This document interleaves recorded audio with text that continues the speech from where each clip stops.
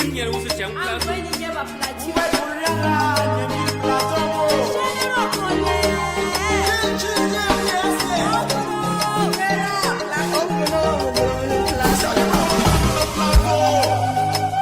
land is green and the time is now. Caring, loving people from the southern zone of Plateau. London, Northern, South, Shandong, Mikan, Wase. See, the land is green, Plateau. My beautiful Plateau, evergreen Plateau, PRT. Plateau the beautiful. I am a Plateau, my beautiful Plateau, evergreen Plateau, PRT. We will rise again, build again, stand strong, so high, like an eagle. Let us put our past behind us. Let's embrace restoration. The beautiful people of Central Zone of Plateau. Mangu, Panshin, Kanke, Kanam, and Bokas. Now let's go up to the northern zone. Barrington Line, Riam, just east and just south. Bassa, down to Chestnut.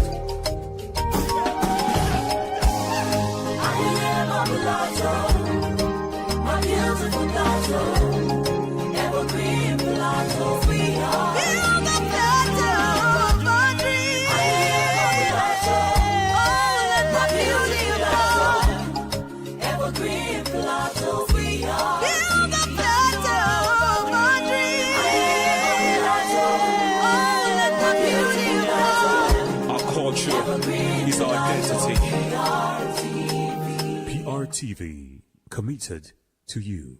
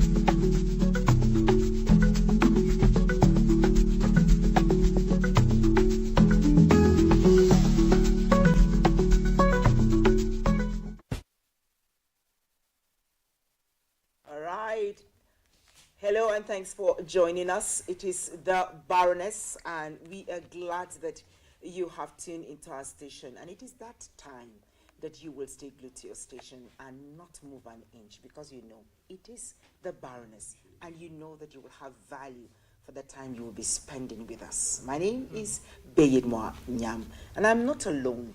Together with my three sisters, where it's like a full house today. And I'm always excited when it is full house. You know now, you talk less. Yes, the secret. Yes, I have on my left Anita Malum. I need less to say she is the proud African woman. Yeah, you can say that again. Yes. Ever proud to be African. Yes, whenever I see the beads and everything, you know, it represents... you know, our beauty. Yes, our roots, you know, natural things. That's right. Even though I know this one is refined, but of course, well, thank you know, God for, we are evolving. for technology. Yes, thank God for technology. And on my right, I have Kermun, the young, ever beautiful Kermun Gukas. Thank you for those warm words. Indeed, they warm my heart, especially today when it's a cold day. You know, everyone is actually just trying to keep warm. The weather is not smiling at people. But we on the Baroness are sure delighted to be on your television sets, keeping you company, keeping you warm, I hope, during the cold weather. Just remember, please multitask or drop whatever you're doing and pay attention to the Baroness, because today's episode will indeed be special. Yes, always, always special. I wish it was Kermun that was anchoring today, so she can welcome all of us, because last week I'm sure you discovered we're all upset. You're practically guests today. Yes, Yeah. today. Yes, but I particularly will want to welcome Anita back, because she has been away, not just last episode, over because of what happened to her family. She lost her very own dear mother-in-law. You know, when an African woman misses her mother-in-law in the way that Anita did, and the way she eulogizes this mother-in-law, you know that she was exceptional. And we're glad that you're back, Anita, and you are comforted. Thank God. He always comforts us whenever we pass through what we pass through. Exactly. Yeah, I don't know what kind of mother-in-law you are. If you are one, or you're planning to be one, please try to be a nice one. Just so we can acknowledge you, even here. You know, it's good. Make some woman, another woman happy. Please stop frustrating other women under your roof, under your family, and all of that. It's not good. It's not good at all. Yeah, but Kelmun was here. Yes, she was here live. All alone. And yeah. This one is not home alone. This one is studio alone. I feel solo. last Yeah, week. yeah, but Yes. it's good. It's good to do that. She will let us know what happened last episode. You know, last week's topic was really, really inspiring. The fact that it is something that affects us on a daily basis in the society. It's centered on climate change, conservation, and human response. And we indeed had Miss Martina Danuk, the Director, Environmental Assessment and Climate Change, State Ministry of Environment, Climate Change, and Mineral Development. And she actually talked to us about some of the practices that are harming our environment. Excessive dumping of refuse. Is it indiscriminate mining that's been banned? I don't know the story of that. Is it banned, or are people still mining, or whatever the situation is? These are some of the things that are harming our environment. She talked to us about bush burning. She talked to us about just ensuring that we conserve our environment so that the future generation does not suffer for it. And it behoves on all of us to ensure that our plants, our animals, everything in our society is protected. Do you love bushmeat? Please, cut it down. Avoid indiscriminate killing of animals. Protect them. You know, sadly, some animals are endangered species, and they keep getting endangered. Every year, the numbers keep declining. Why? Because Nigerians like meat. Not just Nigerians, a lot of people love killing these animals. So she just spoke to us extensively about that, and I'm sure that we learned a lot from her. Yes. Yeah, moving away from yes, that's quite enriching. But moving away from there, we want to talk about something that is also something that is around you. Are your children at home? What are they doing? Are they glued to television? Yeah, we don't mind being watched, but is that all they do?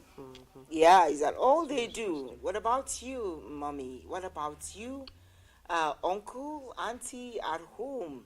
Your children, the words that you have under your care are at home. Where are they? What are they doing? Nigeria is known to have the highest population of youths. It means we have a future. It means we have a hope. But it depends on how we handle this.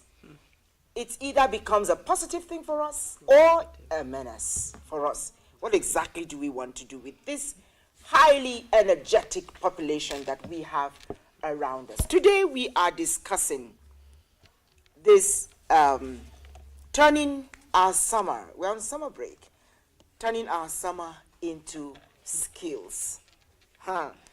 Anita, before we go far, I don't know if you are like me, I'm already screaming. I mean, I thought I should be on break on spending, but like I have resumed a new dimension of spending, because you have to give transport for someone who's going on training, you have to provide the materials, you have to do this.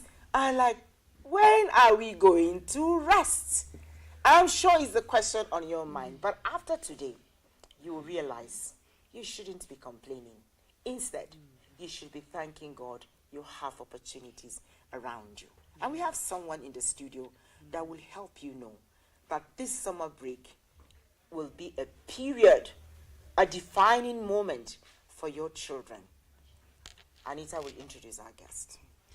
Well, on the Baroness today, we have a very interesting personality. He's not new to the Baroness, actually. We've featured him on this program a couple of times in the past, but it's good to have him back again.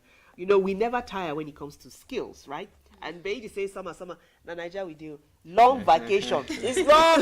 The vacation is long. So that they would understand. Extremely long. Oh, okay. Summer is foreign. Is Okay. foreign. Sorry? Let's do local things. It's long vacation. Don't go hutu. No, but it depends on the school. If it's a Tosh school, it is it's summer. But if it's the community schools, It is long vacation. Either way, Please, Kaimu. either way, the children need to acquire skills during this break that we have at hand. And our guest in the studio is going to let us in on how we can turn this holiday for our children into an avenue for them to acquire skills that will pay them in the future. We have the honors of welcoming Mr. Daniel Dung Award Winner. He's the managing director of JMOFs. And for those of you who are wondering, what is JMOFs? Just Men on Fire. He said just men. It's not just for men, no. Just men in the generic term. All human beings are men. Okay? So, just us, I would say, on fire. And he is the award winner on locally made shoes. In 2022, he won the Award of Excellence in Leather Works from the SMSC's clinic, and he did Plateau State proud. His shoes have gone international. So, if your children learn how to make shoes that have gone international, just imagine where your children will be, even if they are still in school. You know, all those little 10 naira, 50 naira, 100 naira, I don't think they'll be asking you for it because they'll be able to even mend your own shoes. So, Mr. Dung, good to have you join us today. Thank you so much. And I'm sure you have a lot in store from the time you started up till now. 2022 to 2026 is, 4 years. 4 years. And I'm sure you have evolved. So can you tell us how the journey has been? You have evolved. Nigerian economy has evolved. If I And it has helps affected evolve you a us. lot. So can you just walk us through the past 4 years for you as an entrepreneur? Well, so the past 4 years have been tough. I think people who do business in Nigeria in the last 20 years, the last 4 years were like the toughest within that period. So it's been tough, and we have had a demand on us to evolve or die. Yes, to evolve or die, because we have had to deal with inflation. We've had to deal with shrinking markets. You know, since people no longer have extra funds to spend on products, we've had to also, but in a way, it has also pushed us to extend our reach to a wider platform. Okay. Since it's tougher to sell to the Nigerian market exclusively, we've had to look beyond just Nigeria, and we've had to also look at how we can leverage platforms we can leverage on. So we've expanded into training a lot. We train a lot more now, and not just physical training, but online training as well. And in the last 4 years, we've had students from all over the world, actually. Yes, from different parts of the world. We've had students enroll from South Africa, Uganda, Ghana, the UK, the US, different parts of the world. So last 4 years have been quite challenging, but it has also given us room to grow. It has provoked us, rather, to grow. Yeah, so that's... You are a very strong believer in this creative world. Yes, ma'am. And in this business. You seem to be you seem to be passionate about it. Yeah. But how financially wise this is, especially looking at the long vacation, we're talking about a period when children have left school and are home. Parents hope that it will be a relief, a time of some form of relief for them. But then it's turning out to be another time for them to spend. Yes. How wise is that? Okay, so the question I would want to respond to it this way. Would you prefer a situation where you send your kids to school, they gain the knowledge, they gain the qualifications, they graduate, and there are no jobs for them, and they stay at home and they become a bigger burden for you? Or would you prefer that you invest into these skills, invest on them in getting skills now, that even before they graduate, they can do well on their own, and they are able to support you as when they graduate? Which of these scenarios would you prefer? So I think the option is to the parents to consider. These skills, like you said, like you mentioned rather in the introduction, these skills empower them, like from the get-go. Even before they graduate, they can start making things for themselves and making things for people in the house. And, as their skills improve, they can start making money out of it. So there's no better investment than investing in a child's skill. Okay. Yeah. We've been talking about skills. What would that actually look for an average Nigerian? Because ideally, a lot of parents would be happy, a lot of kids would be happy, thinking that it is time to wake up much later, it is time to flex, to relax, to enjoy themselves. But you are actually championing the fact that they need to acquire skills. So what forms of skills do they actually need in this emerging society? Okay, so they need soft skills, that is digital skills. They also need practical skills in being, the idea is not just about what they are learning particularly, but that you open what education, what do you call it, academicians call the creative window of the child. The child realizes that I can actually use my hands to create things. You would want your child to grow up and become a problem solver. Entrepreneurs are basically problem solvers. And as a child is learning, a child could learn shoemaking, for instance, today, and the exposure in shoemaking would help him in becoming an engineer tomorrow. Because he has just learned that he can solve problems basically through the skills that he or she acquired within this period. So you are giving your child the exposure that teaches the child that you can actually provide practical solutions to the problems around you. So basically that is how I would want to see skills, and I think the vast majority should see skills. So at what age now would you say children can learn? Because there are times when we sit down and we think they're too young, they shouldn't be involved, even if we see them tinkering with things and we know they have the abilities to be creative, we still think they are too young, we should just leave them when they grow older, and things like that. But at what age now would you say one can start? Or when they're in the university, they're too old. They're too about old. graduating, Exactly. so no need. So I would say as soon as you can ensure the child's safety in a specific space. Oh, Yes, because I don't see anything wrong with the child starting to learn a skill as early as a year old. So long as you can ensure the child's safety in that space. Like our summer camp, the age range is from ages 8 to 18. And sometimes some parents reach out to us, but my child is younger, but I would love for my child to participate in the program. And I'm like, is your child coordinated? Can your child coordinate himself or herself in this type of environment? If the child is, no problem, bring the child over.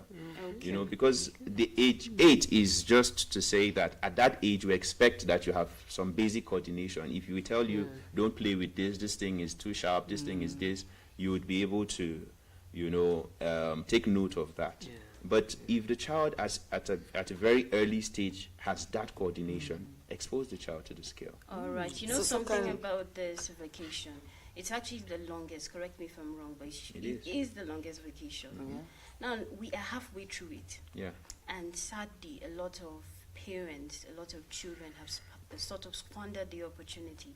They've used it resting, doing other frivolous things. Is it too late to actually do a U-turn and see that they acquire or they make meaning of the remaining days ahead? Okay, so one policy we have at our academy is we allow students to catch up.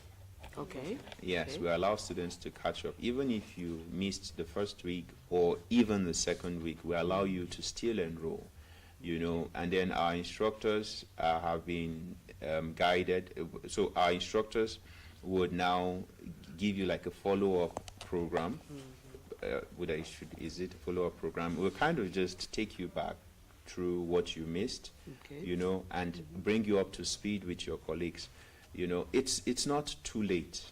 It's not too late. You know, rather than the child might not get the full benefit of the program, but your child would at least benefit from the program, okay, and catch up with colleagues and other things. Besides, it's not, you know, our summer camp is not focused on just the skills you gain with your hands. The summer camp is also about socialization. It's also about developing entrepreneurial skills. It's about developing social skills. You know, you don't want your child to just be very intelligent and doesn't know how to relate and manage and you know, interact with people. Do you have summer programs for adults as well, or just kids?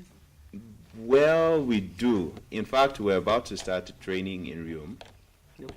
Yes, and that is for adults. Oh, okay. Yes. Okay, do you advocate for children to just go into these skills without going to school? Formal school, I mean. Because that one too is school, but formal school, like, would you advocate that even if you've not gone through secondary school, if you have this skill, it's okay? I wouldn't recommend one over the other. I would say that both are very important. You know, school expands your cognitive skills, your ability to think, your ability to express yourself, your ability to interact, you know, and then these skills help you develop practical skills, how to translate all that you know into something visible that people can see. So I wouldn't recommend one over the other, and you would see that some of the most successful people in the world have had exposure to both systems. So it won't be wise to recommend one over the other. Okay. At Now, least for us. the trainings that the summer camp that you're having. Yes. Now, how do you intend for these children now how do you intend to follow up? It's one thing to be trained. Even as adults, we've had a lot of skills acquisition programs, you know, and after that, everything is just, you know, One beautiful it's certificate. thrown, it's just You know. thrown to pack dust somewhere, Yeah, and then we true. continue wallowing in self-pity. I don't have this, I don't have that, making excuses, all sorts of excuses. So how do you intend to ensure that what these children learn, they actually put it to use? So your Okay, efforts so- don't get wasted. Yeah, so we follow up with our parents. Okay. We create a platform where we interact with parents regularly. During the training, we advise parents to set up like small workshops for the kids Okay. at home, Okay. you know, with very basic tools. Like I started with a crochet, the crochet hook that you use in sewing, and just the twine. So something like that is not expensive to get. Your child can just mend your shoes at home, you know, and just do some very basic things that is not so capital intensive. So I advise parents, we advise parents rather, set up something little for the child to be doing in the house, and we follow up to check. Now, besides that, usually what we do with some parents is when these kids come home on break, every break, send them to us to the workshop. It might not necessarily be at the academy now. Send them to us to the workshop. Let them see. So enroll them in apprenticeship with us. Let them see what we are doing. Let them be exposed to the environment and exposed to the job. So that's the way we follow up. You know, the last time you were here, you Yes. even brought some samples of shoes. But when True. we asked for the price after the program, all of us were like, wow. They were not so affordable. I mean, that was it. Why is it so? Well, how is it now? Okay, why is it so high? Anyway, let me not say it has not changed, but like, why is it so? Okay, well, and how is it now? you know, as an entrepreneur, you have to, whenever you're introducing a product to the market, you have to know what part of the market you're targeting with your products. You know, and the challenge with commodity products or targeting the commodity part of the market is you would have to produce very high volumes before you make profit. Okay. You know, and unfortunately, our economy doesn't really give us room to be able to do that. So we have to produce the shoes we can produce. We can't afford to make the prices lesser than what we charge. But very soon we're introducing some special lines of shoes that would be more friendly to the market. Okay, price more friendly to Price friendly. Okay. What about competition? Okay. Competition. How do you rate competition? Because there are quite a number of people now that Who are have gone into into shoemaking. shoemaking. Okay, well, the market is big enough for all of us. Okay. It's big enough like for all that. of us, so we don't have a challenge with that. Okay. So something like, well, you're ready. Anyone can just choose his choice. We You can know all what to- coexist. You remember the shoe I made last Yeah. week? Okay. In your mind. In your mind. Oh, lovely, lovely. In her mind. We'll take a break. If you have been following us, we are discussing how this vacation can be very, how you can turn this long vacation into a creative time for your children. And we have been discussing with the 2022 award winner of SME here in Nigeria, who happened to be our own plateau person, Mr. Daniel Dungom, MD J. Muff. Some of you probably know him, but if you do not know them, I'm sure you're knowing them now, and you will do something about it. We'll be on break, and when we come back, we will discuss some more practical ways we can interact with J. Muff. Against you. I would consider that very unfortunate. I You have a are positive not sense of understanding. hidden.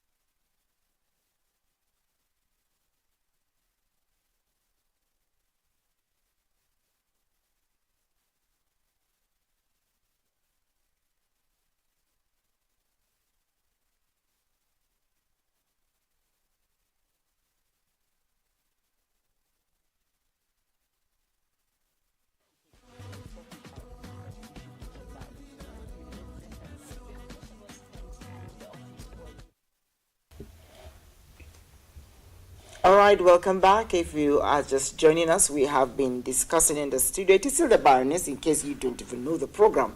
It is the Baroness, and we have been discussing turning your long vacation into skill vacation.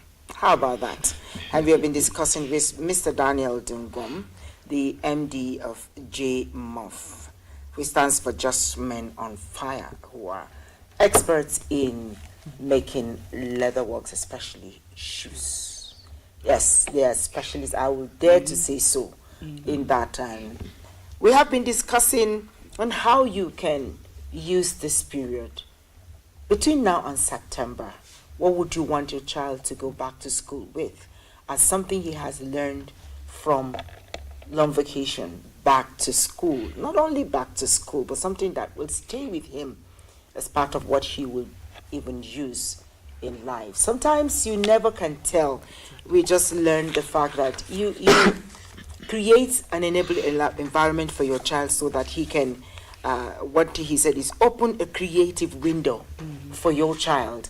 Every child is skillful, has a skill. What we only need is to create an environment for them to thrive.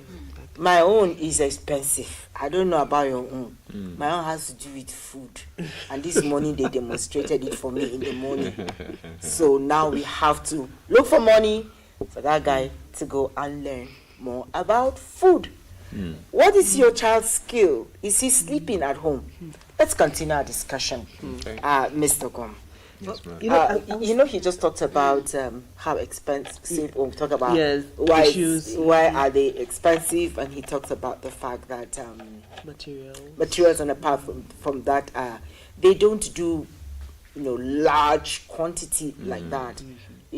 Because sometimes turnover, volume can reduce cost of production and the rest of them. So, but I'm sure you're looking at ways to improve on that. Certainly. Are you checking on finance institutions or partners? Or diversification. Yes. Introduction beyond shoes, having belts, leather bags, and all of that.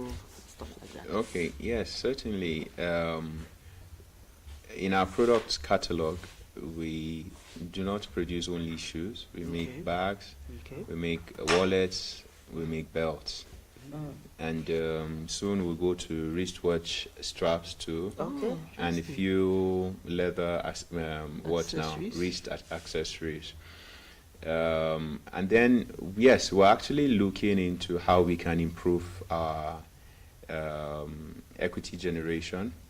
So we're looking at partnering with government, if we can access government grants, if we can access soft loans, that is from the various institutions that are there.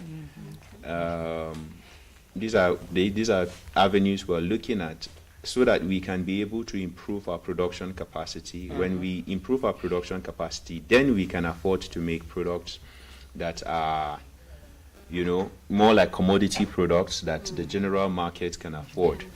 But since we are limited in the sense of production at present, then our products are a bit more exclusive, especially as you mentioned with regards to the price you get. But we're looking into that, and hopefully soon we would have products that I like that affirmative sentence, the fact that you're hoping for better in the future. Looking at that, technology has so saturated the society today that a lot of youth particularly would prefer to be on their phones than to go learn skills. There is a thin line. While some use it positively, others seem to use it for whatever means. Now, this summer or long vacation, as Anita would say it, yes, this long vacation is actually a time where people are using it differently. How can people use AI? I am actually narrowing it down to AI because there's nothing AI can virtually do. AI can even create you as a person. So how can people particularly use AI for good this summer, rather than just maybe just fun and games and all that? Okay. When you look at the evolution of technology, every major evolution of technology is intended to make things easier for man. The Industrial Revolution, where machines came into play, the Internet Revolution, where the advent of the Google and the rest, and now we're in the AI revolution. The idea is to make things easier for people. And the best use of AI is to figure out how we can use it to make our current systems function better, and how we can develop better systems to solve problems. If every day you step out and you see problems around you in the community, it is indicating that the people in that environment are not really using their cognitive abilities to proffer solutions, and finding a way to merchandise it, because that is what entrepreneurship is. proffering solutions to the problems around you and merchandising your solutions so that it makes you it benefits you and you make money out of it. So I would say that is usually the problem. A lot of young people will say, I'm using AI, but are you really using it? You just spend time on your phone, thinking of how AI can help you write love letters to your boyfriend or your girlfriend. People actually do that. Okay. Yeah, and how to just skim through tasks and avoid the heavy work. But that is not what AI is. That is not really the purpose of AI. Look at what people in the West are using AI for, and how much their economy is benefiting from it. You will know that we're barely scratching the surface here. Yeah, so. And I was just thinking, your shoes, are they 100% handmade? When Kerman talked about technology, I thought she was going to mention the fact that, there's a lot of technology involved in production, True. And sometimes if it's handcrafted, it makes it more valuable. Yes. Exclusive. Compared to those that are mass produced, because you have a production line that can do most of the work. So how does yours work? Is it mostly handmade? Yes, ours is mostly handmade. Okay. And yes, like you mentioned, when it's bespoke, especially from scratch to finish, it's supposed to make it more expensive. Everywhere you see handmade, especially handmade from Italy, you know that you're going to spend money. But unfortunately, in this part of the world, when they say it's handmade, we think it's inferior. Okay. Yes, we think why it's is it so? inferior. Well, because of our orientation, and then because sometimes people assume that if something is imported, it's not handmade. Oh, okay. Yeah. So it's just a matter of yes. mindset. No, I actually think that another reason is that we are familiar with a lot of design brands, particularly famous ones from But they're abroad. also handmade. Yes. And we actually, they get to mass produce them at a certain point. Yes. So we feel as though if I am not wearing a designer, then it's not something that I should be proud about. Yeah. Yes. But the prevailing perception is that we generally believe that anything that is imported is superior. Yes, and it's something that we are really working on changing, and a perception that we are working very hard to change, to let everyone know that you can get as qualities that are as good and even better from here. So how is your international market? Okay. Sorry. Okay. Because you said you had to seek options. Yeah. So how is the international market for you? Have you been able to break into the international markets? Are you able to export your products effectively? Well, right now, I wouldn't say yes, because we are at the early penetration stage, and there are also some regulations that we need to sort out, that we are currently sorting out. Yeah, because you have to sort out with SON, MANCAP registration, with the National Export Promotion Council and all of that. And we are in the process of doing that. So far, our export value has been on individual basis. So we're sending a unit here, a unit there. But we are working on this standardization so that we'll be able to export in larger volumes. Yeah, we have a federal government office here in Plateau State that promotes, they're into research on leatherworks. They treat leatherworks or from Zaria. Yes, Yes. How are you in touch with them? Are their services helpful to you? Because you're talking about sourcing for materials locally and all that. Well, we have a form of collaboration with them. The director of NILEST in Plateau State has become a good friend of mine, and he recommends us for some jobs in different places, and we partner wherever necessary. So we have a good relationship there. Okay, Yeah, but let's- this sourcing of material, I'm still talking about the sourcing of for the material. Do you get them only on the plateau and within Nigeria, or do you have to import some? Well, there's a part of the materials we need that has to be imported, or we still import. Yes, like some of the accessories we use. In fact, some of the packaging we use for our brand is imported.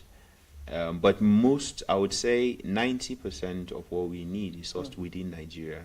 So I would say like 50-60% is in Jos. We get part of it in Kano, in Aba, in Lagos, and a few other places.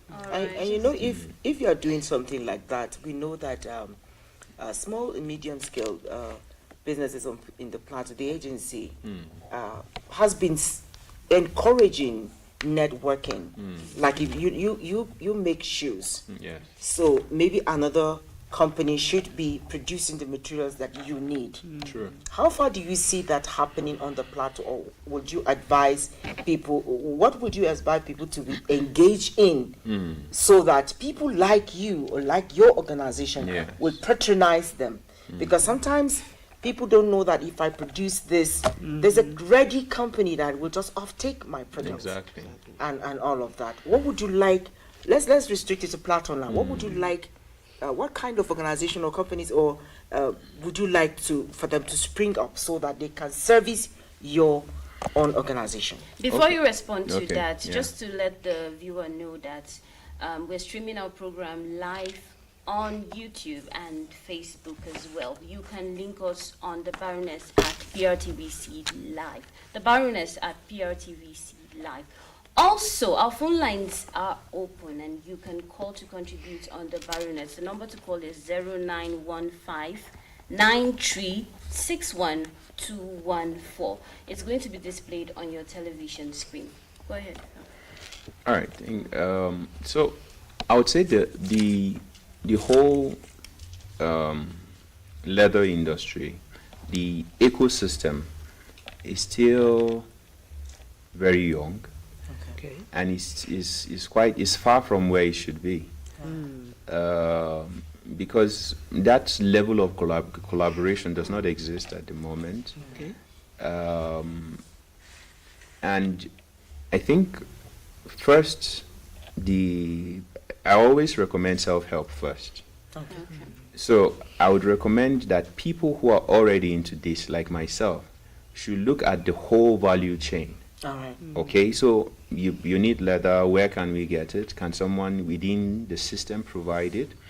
You know, you need equipment. Where can we get it? Can someone within the system provide it? So that whatever it is you need, it is available within that system. Then I would recommend that some of these organizations that are supposed to really foster the growth and development of MSMEs, like SMEDAN, you mentioned SMEDAN, plus MEDA, and the rest, look into how you can put these bodies into clusters.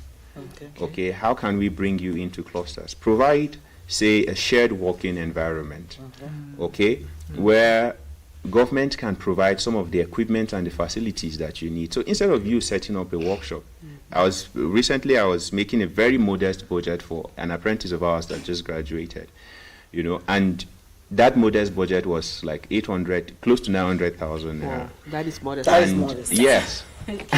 And you know, it's as it is currently, he's in Abuja doing some menial jobs to raise money to start up his business. Okay, because it is very difficult for him to afford that.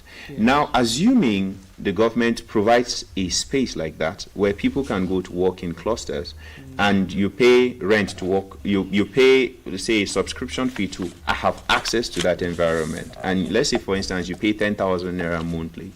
Before a year, you would have been able to raise the funds to set up your own business and all that. So that Something is like a one. hub? Yes, like a hub.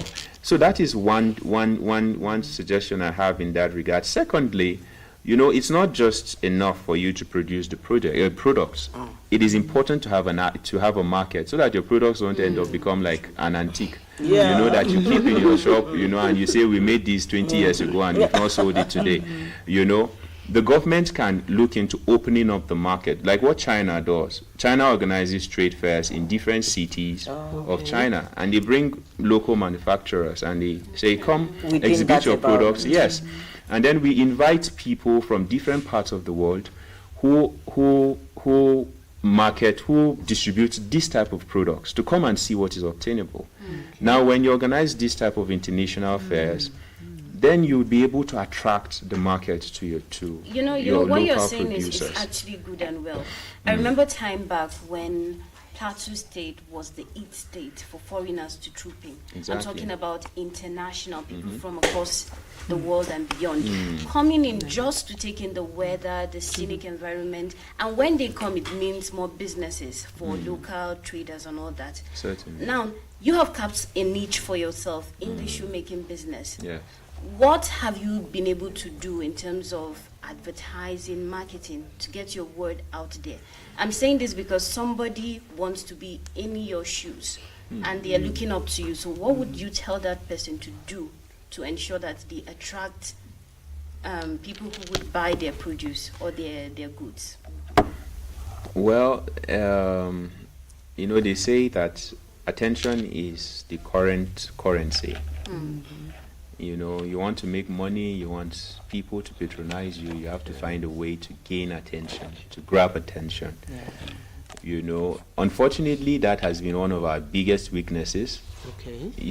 You know, putting our products out there, marketing and Why? all that. Are we shy? Probably because we've had an organic following from when we started, you know, people reaching out to us and people, you know, the referrals that we gain from you know, our existing network of clients, you know, but that is something that we are currently investing heavily on. You know, gain attention by being out there, being the first product that is top of mind for most potential consumers, and that is what I would advise anybody who is in this, in business generally, you know. Be out there. Let people, no matter how good you are, if people don't know you exist, then you've not given them an opportunity to patronize you. No, but we have a saying that Yes. good things, you don't have to advertise something that is good. Is it A good product to always advertise it. They say so. Does it apply to business? I don't think so. Yeah. Yeah, okay, so a good product advertises itself because people love to talk about good products. Do you get? But you have to push beyond just your network. Yes, because it's only your network that will talk to others about what you do. But you have to push beyond your network because there's a limitation to how far, there's a ceiling to how far your network can push you. Right.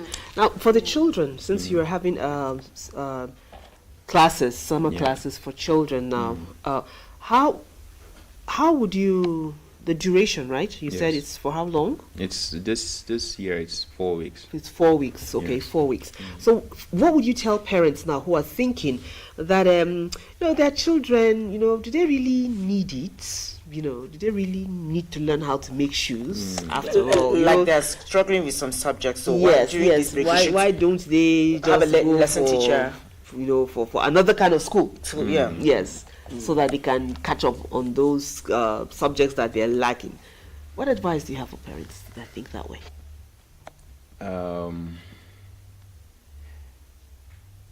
The summer camp helps children to develop habits. Okay.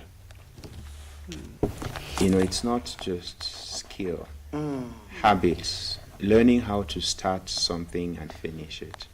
Learning how to work with teams. Learning how to lead. Learning how to build systems.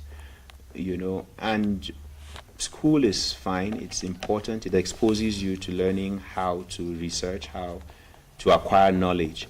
But you have to give your children the opportunity to learn how to transform knowledge. And this is what these systems provide for kids.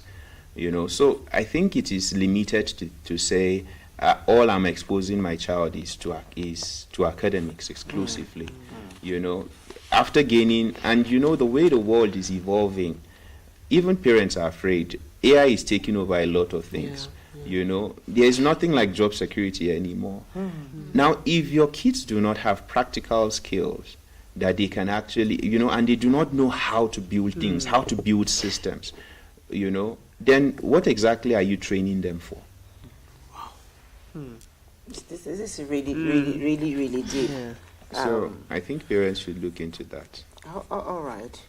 And you know, there's this inhibition from parents still about spending. They've spending to send the children to school. They have to spend again. I don't know if you will inspire a parent, just briefly as we round up, on the need to reconsider this particular mindset to the one we're trying to advocate now, especially because you are a beneficiary of this.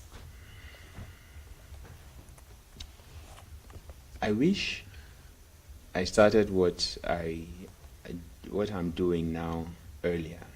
Okay. Yes. Earlier than when you started? Yes, I started. I actually started in 1995. I was age 7. That was cobbling, mending shoes, and all that. But we dropped it at some point and came back to it. If I had the type of opportunity that the kids we train at our academy have now, I don't think I would be here. At this level, rather. I don't think I would be, not on the Baroness program. I don't think I'm happy to be here. I don't think I would be, at, you know, on this level. All right. You know, because of how important the skill, because of the value of the skill sets that I have now, that I would have had more of if I had started early. So I think it's important, parents should know it's very important, invest in these children early. Early. That's right. Do you want us to re-echo it again? I'm sure that you have been challenged. You have enough information at the tips of your finger now as to why it is necessary that you engage your child or your word into doing something. It is never too early and it will never be late. Even if you are in the university now, I know like our immediate University of Jaws are about to write exams, but after that, there will be some break before the new session begin. It's not late to start any child at all, even an adult, to learn a skill. You know what our guest said that is scary is that AI is taking over these white-collar jobs. Do something before something does you. Anita? A word is enough for the wise. Kermon? Remember to check us out on YouTube as well as Facebook on the Baroness at PRTVC. Remember, entrepreneurs don't wait for opportunities. They skill up until they create them. Until next time. Yeah, thank you. Thank you. Okay.